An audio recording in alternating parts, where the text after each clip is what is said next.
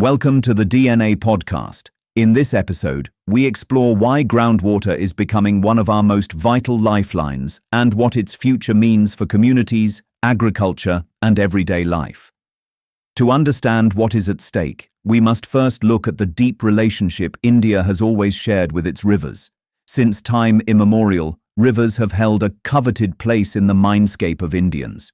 Rigveda has dedicated suktas on mighty rivers like Sindhu, describing not only the river, but its tributaries, its flow, its myriad paths, the glaciers and lakes which feed it.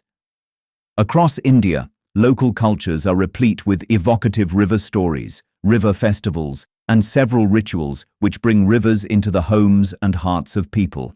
And yet, Indian rivers remain some of the most abused in the world. In recent days, rivers have grabbed headlines, be it Cauvery or the Indus or the mindless plan of river interlinking. But while that happens, are we discussing rivers at all? We are discussing conflicts and interstate issues, even geopolitics, but we have very successfully cut our rivers and the hydrological systems, including the catchment, headwaters, groundwater, wetlands, lakes and estuaries into convenient pieces: water supply, water sharing, irrigation, hydropower, drinking water supply, sanitation, pollution, flood control. Amidst all this, Indian rivers are not only some of the last frontiers of astounding biodiversity, they still are the major source of livelihoods for millions. Our rivers hold nearly 1,000 fish species, with more being discovered.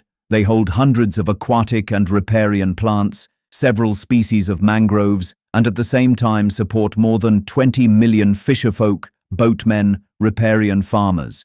Unfortunately, governments since independence have downplayed this link and have tried to tackle isolated issues. So, water-sharing conflicts are growing and becoming increasingly bitter, be it between Karnataka and Tamil Nadu over Cauvery or Haryana, Punjab and Delhi over Sutlej and Yamuna waters. In all these, we willfully ignore the ecological system that is the keeper of this resource.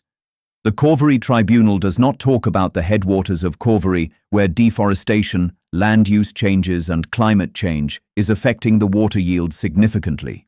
Or the Mahadayi Malaprabha, where catchment changes have clearly reduced the water yield in the Malaprabha basin. Groundwater is and will remain our water lifeline in the foreseeable future. The dynamic equilibrium of groundwater and surface water is an ecological reality we cannot ignore. Same goes for the centralized pollution control, which rests on the shoulders of that modern dream, the sewage treatment plant.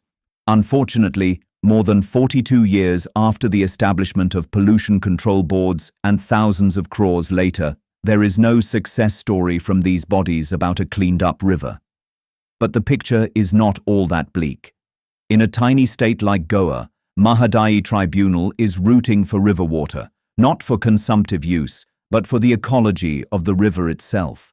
There are bright stories from across the country where communities are coming together to protect their rivers. From a remote corner in Arunachal Pradesh to floodplains of Delhi, from Yetinahole struggle in Western Ghats to the restoration of rivers in Mumbai. Thank you for tuning in to this podcast. If you enjoyed this episode, make sure to like, share, and subscribe for more captivating tales from India and beyond.